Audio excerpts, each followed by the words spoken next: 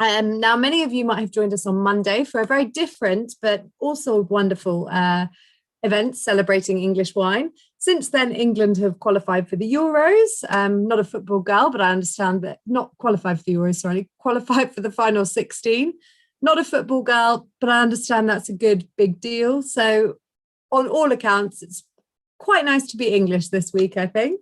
But today, I have to say I'm particularly excited.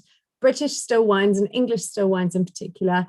Matthew is very passionate about, I'm very passionate about, and I know that Sergio is too. So I can't wait to hear from him. And so without further ado, I will hand over to our buyer for England, Matthew Horsley. Good evening, Matthew, and cheers. Good evening, everybody. Cheers. Hope you are all well on this quite pleasant and sunny evening.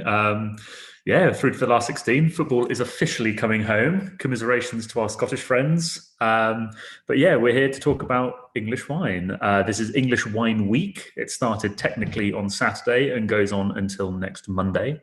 And we've got an English wine offer, which coincides with English Wine Week.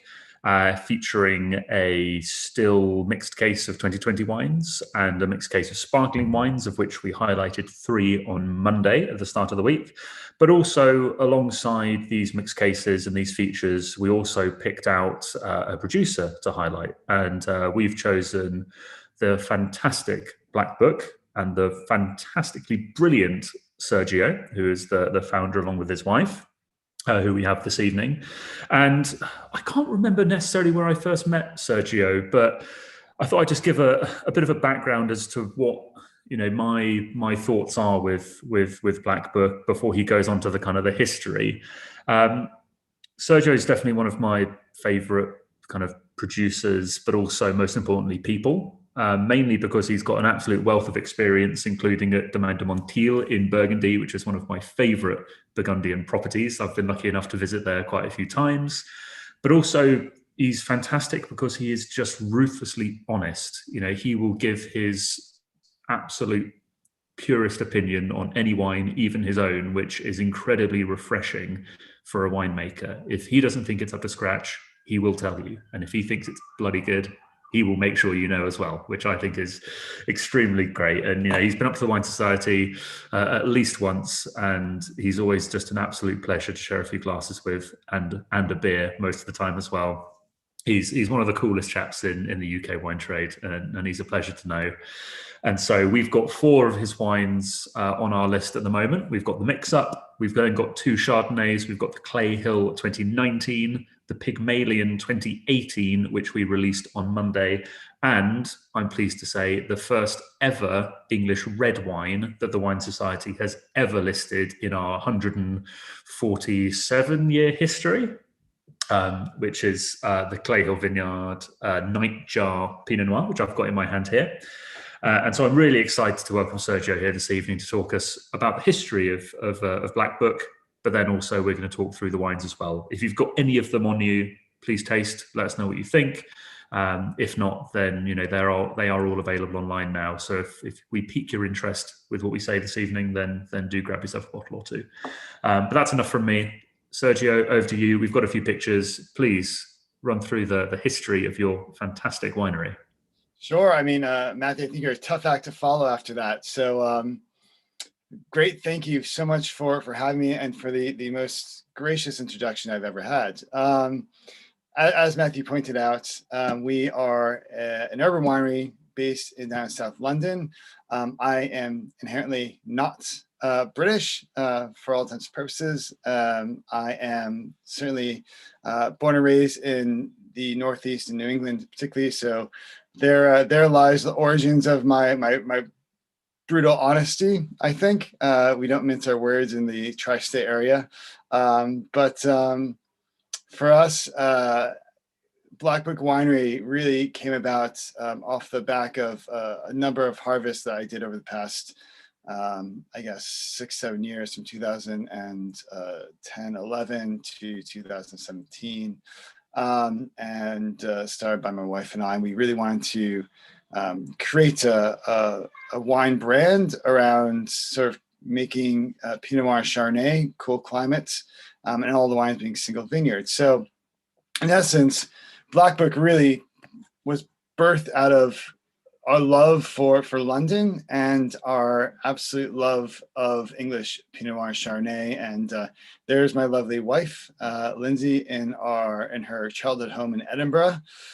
So Lynsey is Scottish, so at least half of us is Scottish, or half of us is British, excuse me. And so, you know, given my experience and having worked in a number of different places, including England, you know, we saw the immense potential we had in this country for creating still wines rather than sparkling. And that really sort of became the premise and the ethos of Blackbook, is creating single vineyard, still English Pinot Noir Chardonnay. Now, beyond that, we also have a real commitment to sustainability. So our business model is based around the term micronégociants. So a micronégoce, as I call it, is a sort of smaller winery or micro winery that purchases grapes from sort of select growers, and our thoughts behind that were to work within a 2-hour radius. So all the growers that I've hand selected work within sort of 2 hours, and that's really for two purposes. Amongst them, one is the fact that it allows us to have a relationship with our growers. And the other one is to sort of lower our carbon footprint and mitigate any risk. You know, obviously the further the grapes travel, the higher carbon footprint you have due to the just inherent emissions being released. But also beyond that, you have a higher risk of spoilage or accidents, or just, you know, grapes sort of starting to ferment prior to arrival. So that's kind of our general, I guess, ideology about what we do at Blackbook. And, you know, part of this journey was to sort of do this in London, because we really absolutely love the city. And so to be able to create a space for people to come see what we do in terms of wine production, and to bring the English countryside to, I guess, city slickers or city dwellers, is something that for us was just, you know, put a real smile on our face, because historically you'd have to drive and, you know, an hour or two, few hours. So this is our lovely estate. So something I didn't mention, we are in a industrial park. So not the rolling hills of France or Spain, but the lovely industrial park of Battersea, and as part of our railway arch. And so for us, the commitment to stay within the city, not only within the city, but within sort of the central part of London, was a massive factor. And the arches are actually quite important to our wine production. And we wanted to choose an arch rather than a warehouse, because you'll see that, you know, albeit they're kind of covered up with grime and dirt and whatever else, the clay bricks act as insulators and self-regulating temperature and humidity. So for booze production and more precisely wine production, it's actually extremely helpful. And so what this does, it enables us to create an environment that is conducive to winemaking through less technology and less sort of, I guess, less manufacturing input. So lowering our overall environmental impact. So we don't actually have temperature control within the winery itself, due to the sort of seasonal temperatures that we experience. And to give you an example of that, during harvest, you know, or during sort of, let's actually say summer, we are typically 5 to 6 degrees cooler. So it's 20 degrees outside. Typically, if all the doors are shut in the winery, then we will be about 15 degrees, which is perfect for storage and maturation. Now, in the wintertime, you know, it may be 6 degrees outside, but we'll be about 1 or 2 inside. And that allows us to, and in fact, so this picture is, fun fact, are the 2018 Pinot Noir grapes for Nightjar. So if you have a bottle of 2018 Nightjar open, these are the grapes that went into your wine. These come from Clay Hill Vineyard in Essex. So I'll get more into about our growers and what we do there, but the actual, you'll see that there's cladding around there. And this is very indicative of a harvest as well. Harvest is chock-a-block, nowhere to move, great processing. So there we are. And that is our intern from 2020, this lovely gal called Alice Verberg from South Africa. And that is, in fact, our 2020 Pinot Noir night jar. So, which is going to be a cracker of a wine. And so within that, the self-regulation and the temperature and the humidity within the arch itself is actually really rather advantageous. And also the fact that we are 80% barrel fermented age, as you have seen, serve me great diligently washing our barrels and cleaning them and draining them. We have 50 plus barrels in the winery. We have 7 tanks to give you an indication. Barrels are porous. There's humidity that keeps our wine from evaporating. So that's also another advantage of being in the arch. This picture is actually taken, I think, about 1 a.m. out during processing. So we do process late into night. So in terms of our growers and where we get our grapes from, we have 2 wines tonight from the wine society have really graciously offered to select and pour for us. One of it is the 2019 Painter of Light, which is the yellow label Chardonnay in that picture, and then the 2018 Night Jar Pinot Noir, which is the red label. So those wines, including in this picture the rosé, which we make, all come from Essex, and more precisely the Cratch Valley. And initially, there's from all the wines are from a really sort of interesting little microclimate vineyard called Clay Hill Vineyards, planted in 2006, south-facing clay soils. And he ended up providing us with our Chardonnay and Pinot Noir from day one. So in 2017, when we started, we had about 4 or 5 tons of fruit from Dale. He's a 3rd-generation farmer. So these vines are hitting the maturity, about 15 years old, 16 years old, coming into play. And for us, that makes a huge difference. And we've continued to work with Dale for the past 4 years, going to our 5th vintage. And in fact, I'm going to go see him tomorrow. And then the Pygmalion, in fact, comes from the Surrey Hills in just outside Guildford, off the Hogsback A31. And when I refer to the Pygmalion as the quintessential, and by the way, it's the blue label wine we have here, I refer to this as a quintessential English Chardonnay because it's grown on chalk soils and is planted south-facing. And we'll get a bit more detail about that. But Greyfriars was sort of one-off. I've known Mike Wagstaff for a number of years, so there's a connection there for me. But 50% of our fruit comes from Essex, and 50% comes from the rest of the UK, primarily sort of southeast. And the reason why Essex, for me, is such a hotbed for English still wine, and you have seen a lot of this in recent wine news, is due to the fact that the microclimate there in East Anglia on the whole is typically the warmest and driest, most consistent weather we have in the UK. And to give you a bit of a sort of breakdown of our climate in the UK, it's quite marginal. But within the past 60 years, we've had an increase of temperature of sort of 1.7, 1.8 degrees, which has then, it's not great because it's global warming, of course, but at the same token, it's great because it allows us to produce wines like we're showing tonight and gaining a bit more consistency. And really, Essex is kind of really where we need to be for that currently. Hopefully that will change. But the rest of the UK is creating some phenomenal sparkling wines in other regions consistently. Still wine just needs to catch up a bit. So the other 50% come from, for instance, we have Surrey, as I mentioned earlier, and then we also have Kent. So in 2018, the Mix-Up Volume 1 came from Kent.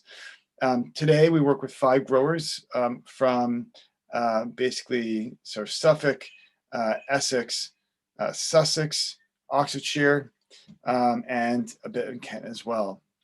So it's a real widespread, and being a micronegociant allows us to have that diversity within our own wines themselves. And so we are able to then pick and choose growers that we think are going to be hailed for their quality and to be able to have the same ethos and philosophies as we do, which is based around sustainability and quality driven. By all means, I don't necessarily mince my words with our growers either, unfortunately or unfortunately, because so quality for us is really on the forefront. And so with that in mind, we really try to strive and to create wines that reflect not only the quality, but also a sense of place, and a sense of grape. So we want to preserve varietal character and site character. So within that, I think we should probably just touch upon how we actually make the wines. And we have very similar approaches to a lot of places around the world, in the sense that I've taken my stance and sort of my virtual toolkit from all these great places I've worked, to then sort of apply that here at Blackbook. And amongst that is more minimal intervention. So what that actually means is we sit somewhere between commercial winemaking and natural winemaking. So I wouldn't necessarily say we're classified as natural, albeit some people sort of put us there, but we're certainly not commercial. And the main difference is that with commercial wineries, you then have sort of recipes you follow. Not all the time, but someone like Penfolds, for instance, will have their regiments to then make sure they have consistent wines year in, year out, particularly for some of their sort of more larger volume wines, or natural, where they kind of don't do anything. And on the whole. So we sort of mix the two, in the sense where we adapt to every vintage, we adapt to each style of wine we create, and we try to maintain a standard. And so through that, we use indigenous yeast, indigenous bacteria. We don't necessarily filter find the wines. Our sulfur use is more on the lower end of things.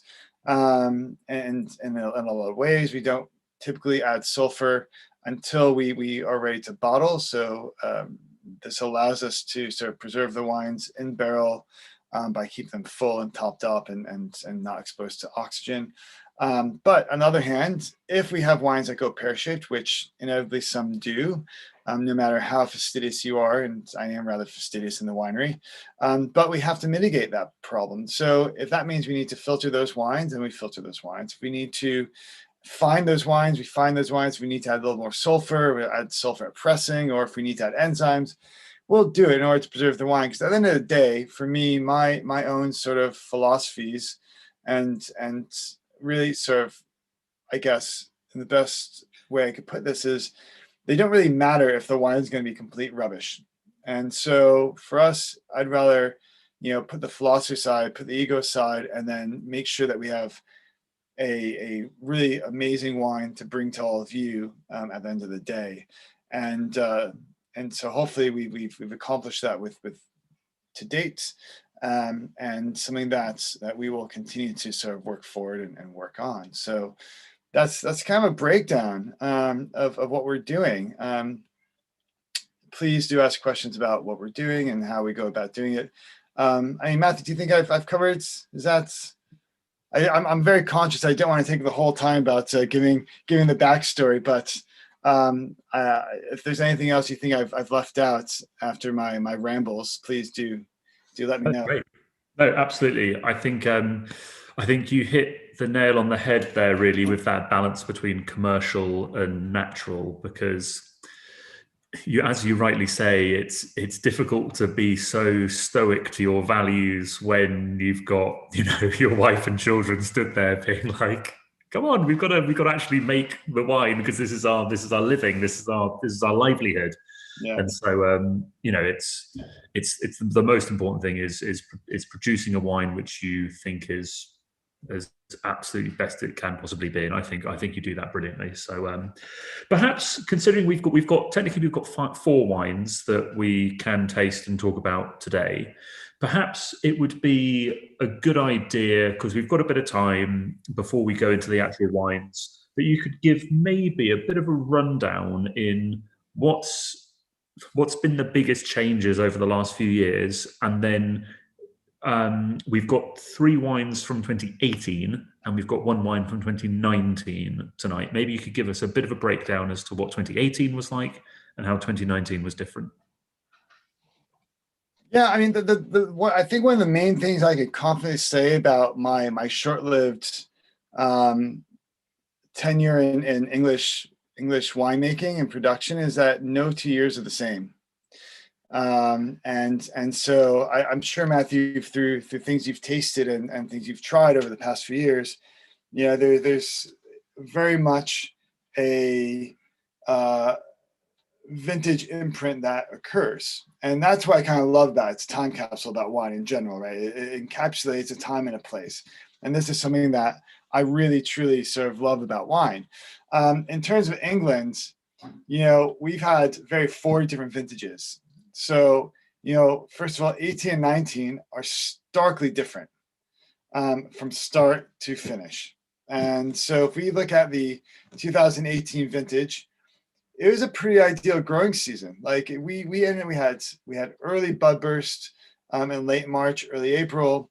We had no spring frost, which is, unlike 2017 and 2020, which we had, that drastically changed and shifted the supply that we now, in volumes that we've come to sort of actualize.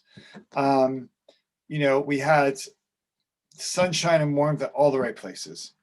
And beyond that, we ended up having a really long Indian summer where it's, 25 degrees in mid-October. So we're able to do 2 things that year. And because we have 2 different wines, so we're able to let the Pinot Noir ripen and hang and get sort of that real sort of flavor development that we all strive for in still wine. Because as you know, in sparkling wine, you don't need the same flavor ripeness. And you can get away with, in fact, typically sparkling wine producers want a bit of neutrality within their wines.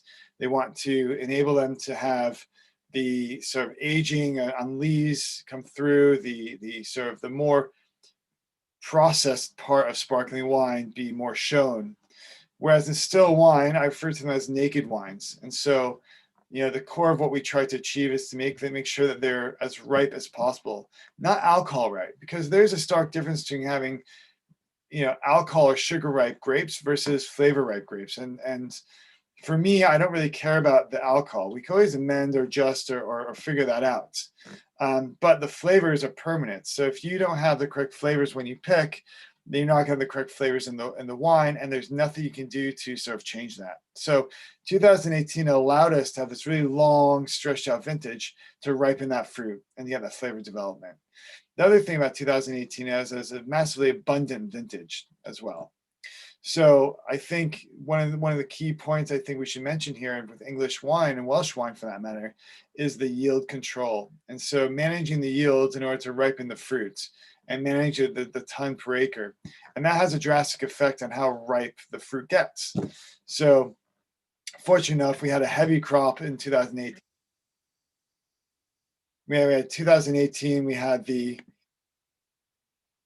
Matthew, what are you doing? Sorry, for some reason my computer just said it was internet. That's fine. And so, just pressing random buttons, but I'm all right. I mean, if you want to record, we can record. If you did, it's fine. It's a case, isn't it? Sorry. It's fine. No, I'm just giving you a hard time. We have these very sort of interesting dynamics that we have within the UK. Now, 2019, we had a really beautiful start. It was sunny. It was a bit cooler. And we're looking really good up until the last week of September. And then for the last week of September, it absolutely chucked down with rain for the whole of October.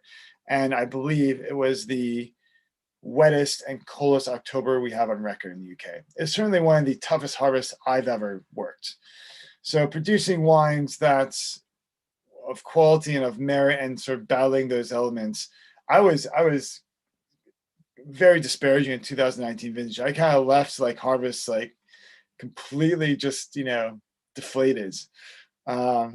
Surprising that if we're going to make any wines at all, or how good are they going to be, and acidity, as you very well have experienced, and maybe some of the people listening in or watching have experienced in English wine. It's something that it kind of rips your enamel off, right? So part of what we try to encourage at Blackbook and with our growers is mitigating that acidity and reducing that and making sure that they are,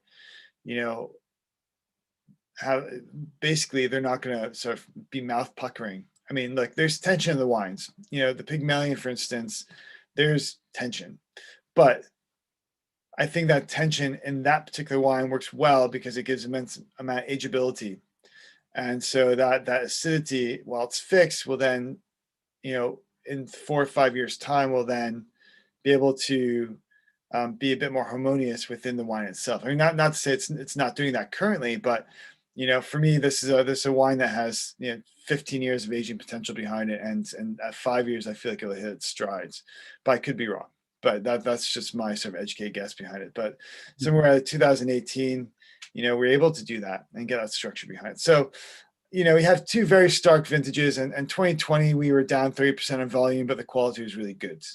So unfortunately, we don't have a lot of wine in 2020, but what we do have is I feel is exceptional quality. Thank you. Yeah, I think there were, well, firstly, speaking of football, I think every English football supporter will remember the summer of 2018 being a very long, hot one when we made it to the World Cup semi-finals. But, I think to put it into context, I think the UK-wide production numbers for 2018 were something like 110,000 hectolitres.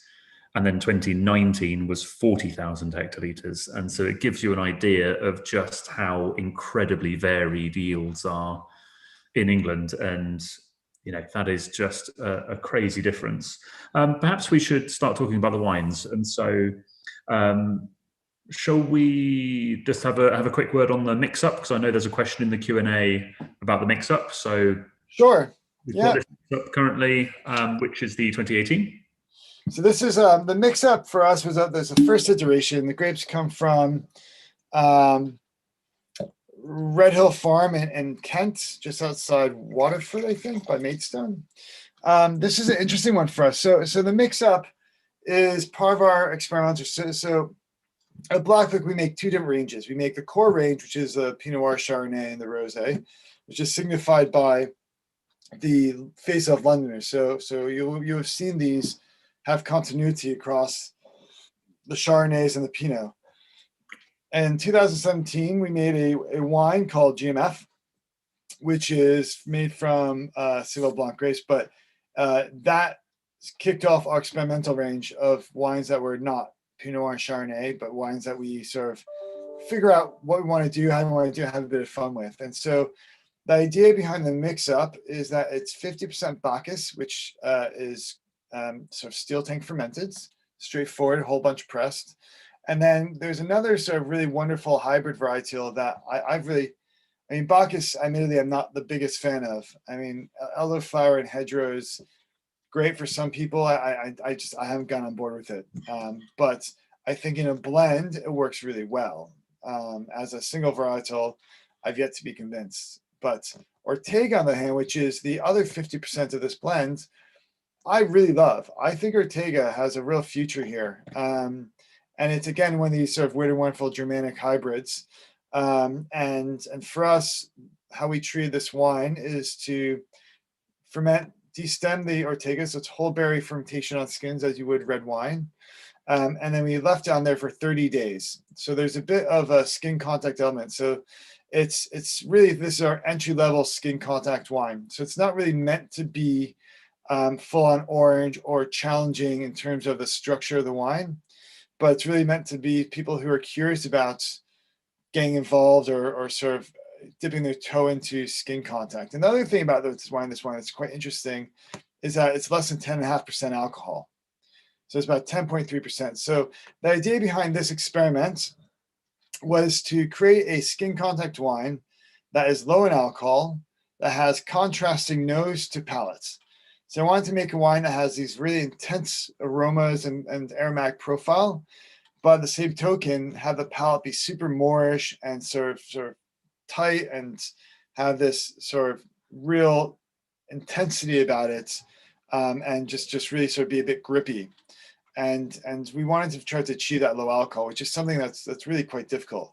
And it's a wine that I've personally have had a little bit of internal battle with. I've gone through hoops and troughs with this wine in terms of liking it and not liking it. The first, I think, 8 months after bottling, it just went super close because it's also 20% new oak. So there's a lot of texture going to this wine. There's a lot of different elements happening to it.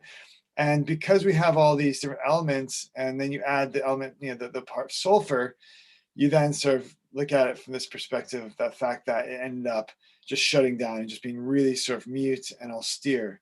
But after about 8 months to a year, it started to come back out. In the past sort of 6 months, I've really, really enjoyed it. I think we did an Instagram live with this wine last year, and I was just sort of, for me, it's just sort of hitting that strides. Whereas now, you know, it's really come through. It's you get the elderflower in the nose for sure. Like that's unavoidable. But underneath the elderflower, you get the pithiness of the sort of dried pineapple and the papaya and the mango and the guava and some sort of hedgerow greenness, which is for me more herbaceous, like thyme and sage type thing going on. Yep. And then on the palate, again, it's more morsh. It's like pithy mandarin. It's orange peel. It's again more of these sort of dried tropical fruits. And more sort of almost like a burnt lemon peel as well on the back palate. So, yep, I agree. I think also I gave it a bit of air as well, and I think when you first open the bottle, you even give it a decant, and it really blossoms. And I love wines. I love white wines with texture, and this is real texture. And I think, you know, it might be a bit of a surprise to some people, but it's definitely tannic. There are tannins there, but it's wonderfully pithy and fresh. You know, it's like kind of when you're eating a grapefruit and you get a bit that's just a bit too close to the rind, and it's just that lovely pithy, slightly bitter, but in a nice way. Exactly, and you know, it's been interesting to see how people react to this wine, because there's been the whole gauntlet of people really loving it, and then we have some real sort of fans of it, and then we have some people that just really don't like it. And it's, you know, the thing about doing the experimental wines that you will have these Marmite wines that people will either really love or they really hate. Yeah. But again, I'm in the camp of both parties, right?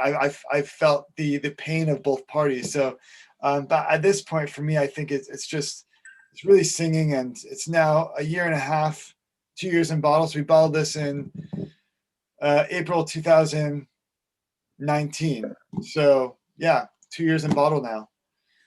And a quick word on the label. Those who live in London might recognise it. Yeah, so if you're a commuter on the Victoria line, then you have seen this stop. That's Warren Street Station. And Warren Street is on our commuter line. We are on the Victoria line. We're based in sort of Brixton, Clapham Northway, and before that we're in Stockwell. So we take inspiration from everyday London things. So, you know, it's really fun, because another thing to know about this wine is the mix of the name. The name comes from a Beastie Boys album that my wife and I really like. It's an all instrumental album from 2007, and sorry, there's like noises going on around me, but in 2007. So I'm a big music fan. I worked briefly in music. I've you know, had the sort of privilege of working with some great bands and putting on some shows and working for labels. So it's a big part of my life. And we want to be a bit self-indulgent with our wines. And so that's one way that we get to express it. The Mix-Up Volume 1, though, which is what we call this wine, we only made this in 2018. So since then, we've changed and blend twice on it. And so the idea behind this wine is that it's our white blend effectively, but every year we change it up until we find something we really love. Great. Right, let's move on to the two Chardonnays. Perhaps maybe you talk about, well, probably not. Let's just have a quick 5 minutes on the Clay Hill. Yep. So it's 2019. I don't have any Clay Hill, so I have to do by memory. But how's it drinking? Is that right? Yeah, wonderful. Yeah, very. It's powerful. You know, I think in tasting it side by side with the Pygmalion is, I think, a little slightly more kind of ethereal, and it's got lovely balance, and it's got this toasty. I mean, the oak is more apparent on the Pygmalion, but the 2019 Clay Hill has this just kind of raw power, which I really like, and so yeah. That's interesting. Yeah, I haven't had it for a while. We've been sold out of it for a little bit, but very happy to hear you guys still have some. So, Clay Hill Vineyards, basically for us, he's kind of our dare I say OG. He's a guy that took a punt at us when no one knew who we were.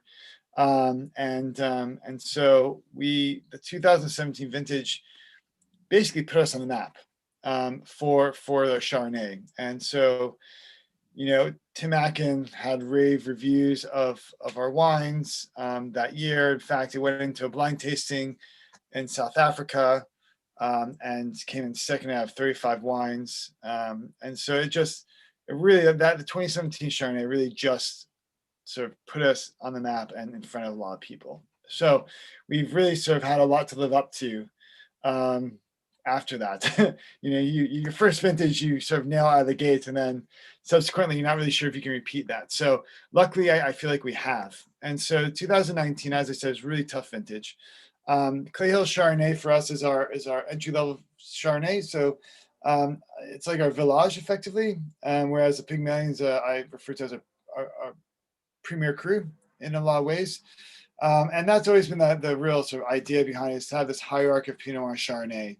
And there's more to come as well. So, but Clay Hill, as I said, Dale Simmons, third generation farmer, planted in 2006. This is a single Burgundy clone. So Chardonnay, you have different, with every grape variety, you have different clones that are of different purposes. So this is one single Dijon clone, which is really, really important. It's a still clone, which allows us to get that ripening, and the acids down. We whole bunch press this and we age it in oak. This wine gets between 20 and 25%. I think this is about 23 or 24. And then we age it for a year and no filter and refining. And then, like I said, we add sulfur at the very end. So it's quite a simplistic process. It's really all about the quality of the fruits.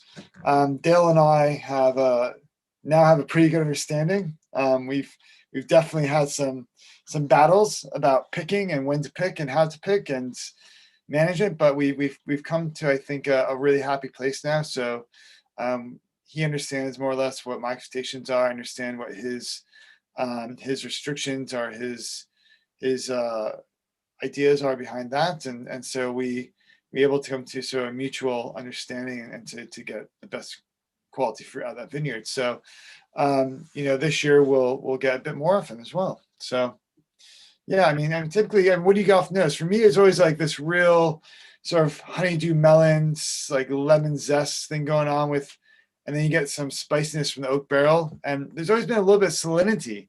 For some reason, the wines that I make have this real backbone of salinity for some like odd reason. I quite like it, but I don't really have an idea of where that comes from. I definitely get that in both the Chardonnays. Actually, I think it comes across really nicely. So I imagine full mallow on all of the. Yeah. The techie talk is full malolactic, loads of batonnage. I'm not afraid of oxygen in my wines. There are a lot of people that make wines really reductively, so they use inert presses that have gas like nitrogen or argon being pumped into it, or CO2. Up until the wine is finished with fermentation, I give it loads of oxygen. For me, I'm sure tasting through the wines and for people who've had Blackbook before, it's really about texture. It's about sort of filling out the mid palate and giving the wine length to tell a full story. So part of that is barrel work, part of that is oxidation, part of that is batonnage.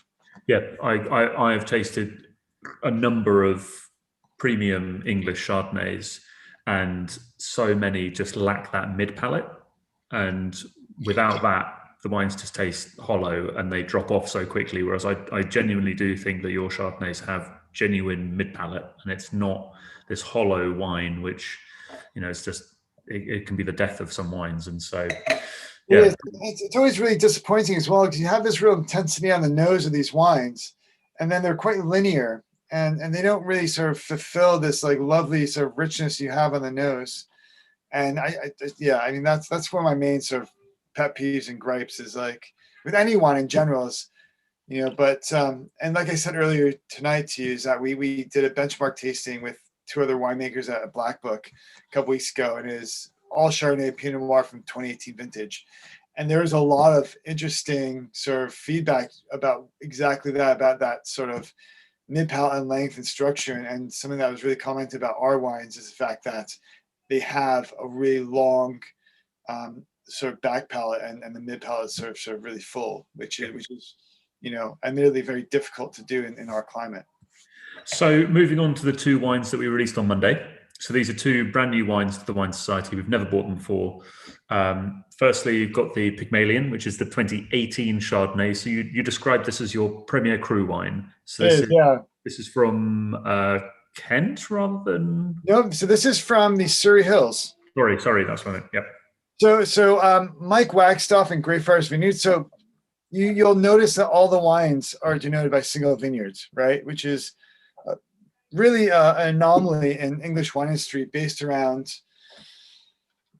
people who purchase fruit. People tend to be quite secretive of where the grapes come from. Our whole thoughts and philosophy is about championing the grower. We really want to make sure that their hard work is at the forefront. So in 2011 and 2015, I worked with Greyfriars, so I have a personal connection to them. 2011, first I did a vineyard project with them, and helped plant some of the vineyards. And in 2015, I was their sort of harvest winemaker, part of their harvest team. I know the family really well, and it's a great site. It's a beautiful site. So in 2018, the opportunity came to sort of buy some fruit from them. So these are south-facing chalk soils. So I refer to this as our quintessential English Chardonnay, because the whole industry is being marketed and sort of spoken about the chalk soils. So it's really kind of one of those things for us that allows us to make a truly English wine. And so bearing that in mind, this actually started its life as a Blanc de Blanc. So in 2018, I really bought this fruit to make a sparkling wine. But after aging and after a little bit after the fermentations, I tasted it in barrel, and it just seems like this really lovely, sort of gorgeous, concentrated, for lack of better words, this refined wine that I felt could be really something quite special. So we ended up aging it for 2 years. It has 40% new oak in it, so it has a good whack. But again, I think the fruit can handle it, and you get it on the nose. On the palate, again, it's a bit more integrated. But if you looking at the ageability of the wine, that will slowly sort of meld into it, and hopefully, become a really gorgeous, balanced wine in a few years' time. And for me, I think that's really the essence of how you use oak in wine. You want the wine to give lift, and you want it to enhance the fruit character. You want to give structure, but you don't want to mask all that really lovely sort of varietal character, which I think is done all too often in the wine trade. So we only made this in 2018. We are pretty much sold out of it. So we have remade it for 2020 with a new vineyards. But because 2019 was such a tough vintage, it was very difficult to be able to justify creating a premium wine in that vintage, because I didn't think the quality was really up to scratch, so we skipped it. Yeah. So, but I like it. I mean, I really enjoy this wine, and it's something that I find over time. So we bottled this in August last year, so it's only been in bottle for about 10 months. Yep. I think I remember coming to visit you. I think it was August or September, maybe last year, back when we were allowed to. September, I reckon. Yeah, and tasting it straight away, this in the night jar, and just going, please give me give me some, because I yeah, saw you were super excited about it. I was very happy you're super excited about it. They're good wines, eh? So I think that kind of 6 months, 9 months under cork has really helped integrate the wines, and they both, this and the 18 Pinot, both have that extra weight and that extra generosity that you get from really great vintages like 2018. On that note, let's talk about Pinot, because we need to spend a bit of time talking about the first red wine from England to be sold at the Wine Society. So yeah, it's a bit of an anomaly, eh? Red wine in England. How about them apples? Yeah, so like I said, from the start, we've always wanted to make Pinot Noir Chardonnay. In fact, from the very beginning, I only wanted to make Pinot Noir Chardonnay. I had no desire to make rosé. I had no desire to like do experimental range. It was just Pinot Chardonnay, 2 wines, and we do it really, really well. And so, yeah, it was a funny old one, eh? So again, this is the only, remember, 18 is our second vintage. So you don't really know the vineyards after 2 vintages. You don't really know the fruit. But I take a lot of love from Burgundy. So you mentioned on the introduction that I work for Domaine du Monti. And, you know, before that, I worked for a place in Northern California that was called Pinot Noir Chardonnay. And the one thing that I've always really loved, not only in Pinot Noir, but also in Syrahs and sort of Cabs, is the whole cluster elements. You know, so whole bunches being integrated into the fermentations.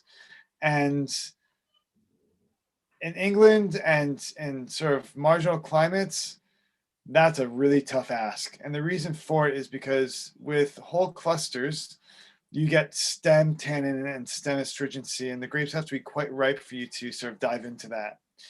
And by doing whole cluster, you take the risk of getting astringency and green characters in your wine. And this is to sort of, you know, point out that green characters and sappiness are not necessarily the same thing. So the sappiness also comes from the wine. And so in 2018, so 2017, this wine had 25% whole cluster. And in 2018, I felt like I had, you know, Dutch courage, basically, and I went under the guillotine and put out 40% whole cluster, which is a lot. You know, this is something like, you know, Premier Cru Burgundies are doing, which actually it's more. So having worked on Premier Cru Burgundies, a lot of those get like 33 to 35% whole cluster. And that's in a region that is, you can ripen the fruit really well. I was really ambitious and went, right, we're gonna do 40% whole cluster. And I thought I stuffed the wine for the first 6 months.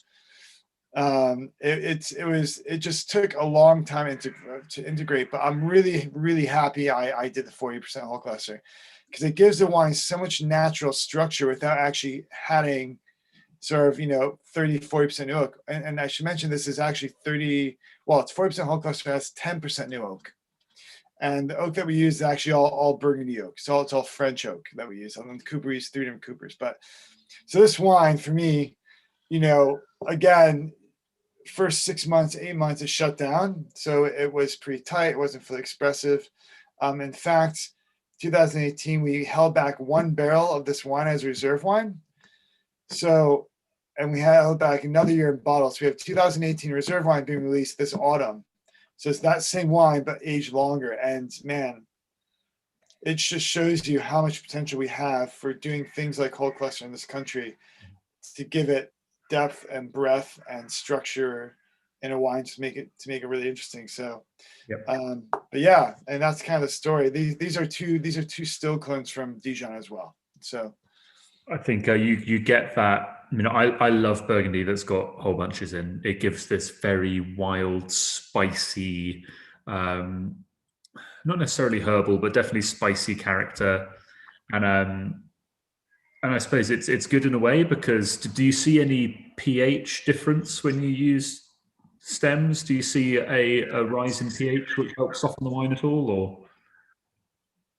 Oh yeah, we've definitely so I mean there is that element. So there's inherent correlation between the perceived acidity in a wine through pH rising, and also through the total acidity being lowered as well. So yeah, we see probably like a 0.2 rise to 0.3. So the grapes will come in maybe at 3.2 pH or 3.1, and we'll finish about 3.5, 3.6. Yeah, stems have got loads of potassium in it. That's right. It's a potassium that gives it the shift. Yeah. But it also gives us the softness in the wine as well. And just to give kind of like a tasting note, because I'm sure a lot of people listening in may not have ever had they may not have had an English wine before, but let alone an English Pinot. You know, it's this wonderfully pure cherry, cranberry, very peppery. But with you mentioned sappiness, it's got the sappiness of almost kind of a Moulin Avant Beaujolais as well. It's got that real kind of stemmy, sappy, fresh character, and it is a genuinely structured Pinot. You know, it's not soft and supple like you know, lots of kind of Gevrey Chambertin that's £1 million a bottle. It's there's structure and there's character and there's life and it's yeah, it's wonderful. I love it.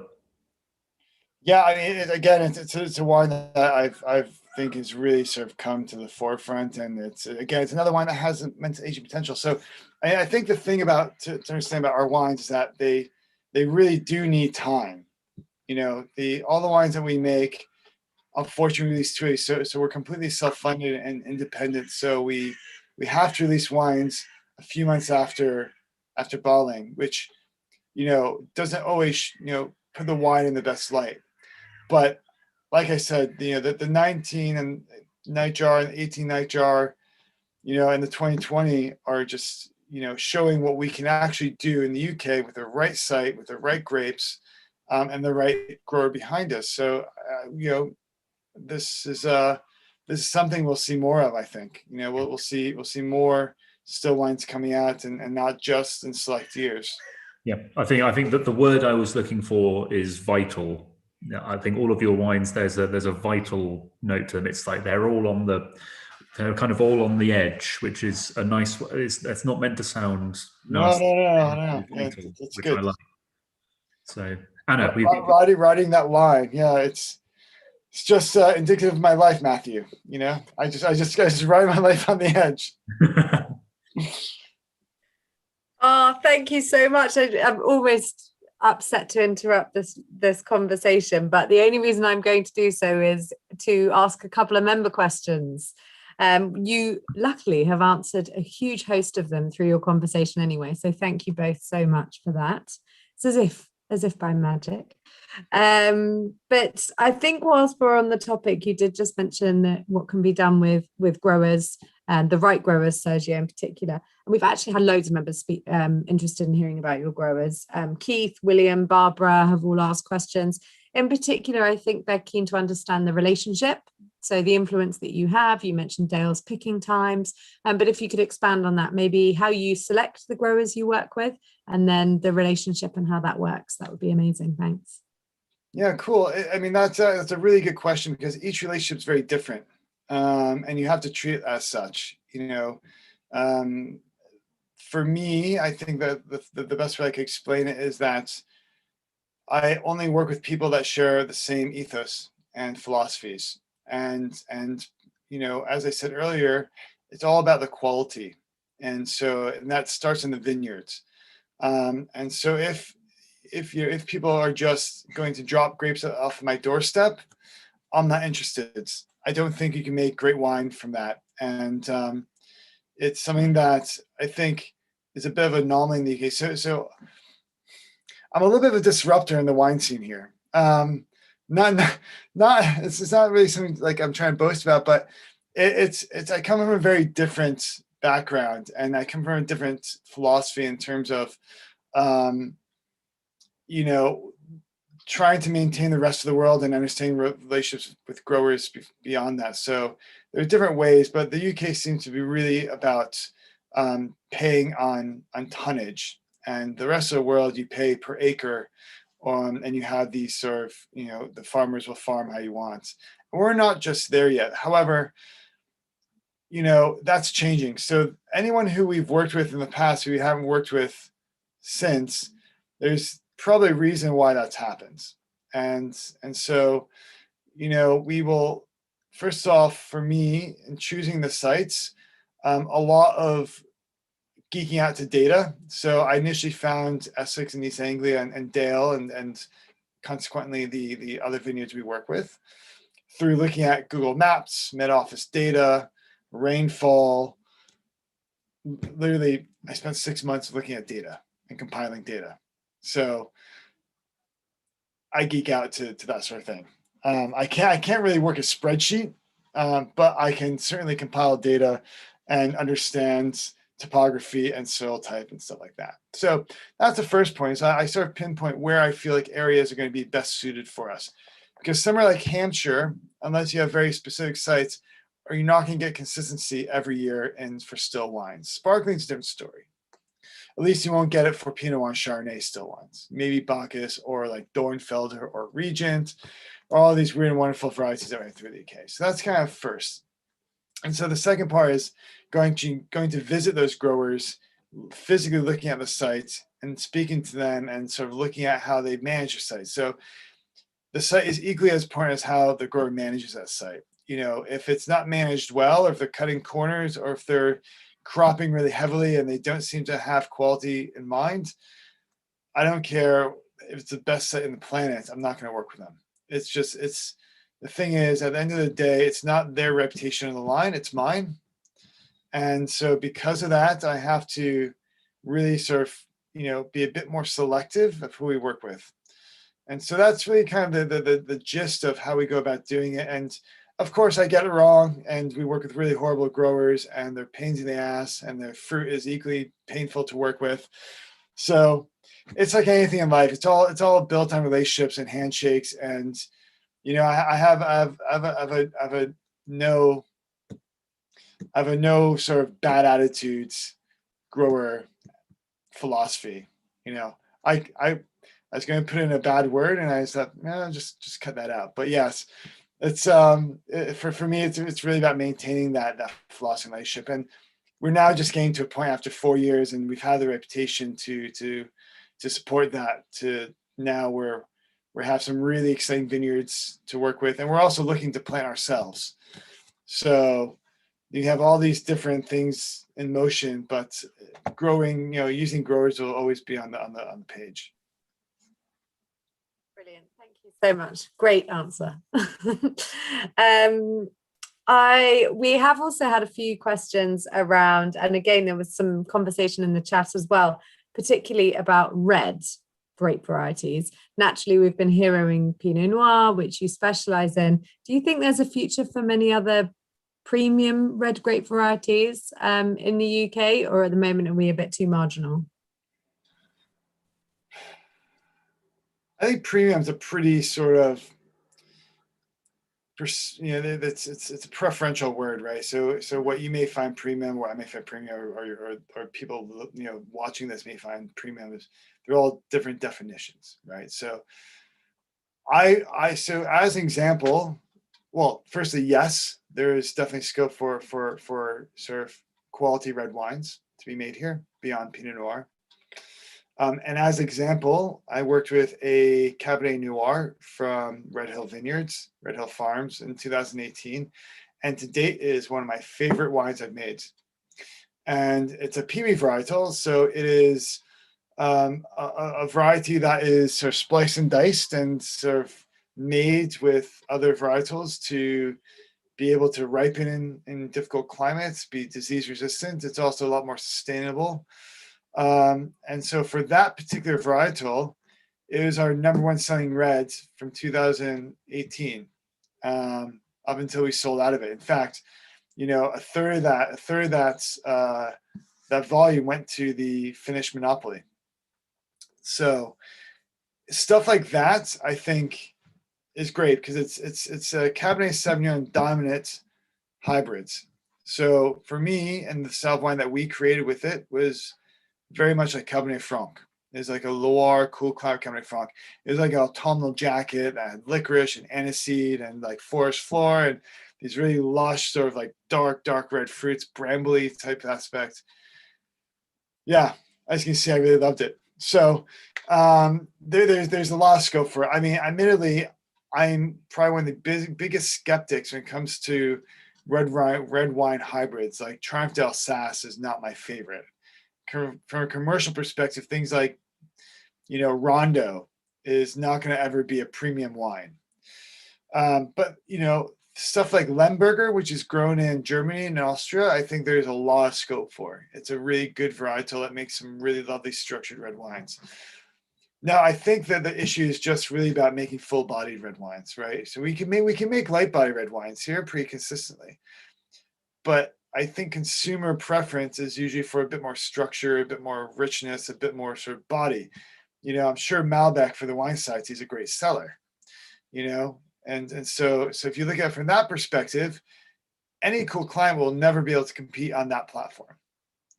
So the closest I've gone to that is a Cabernet Noir.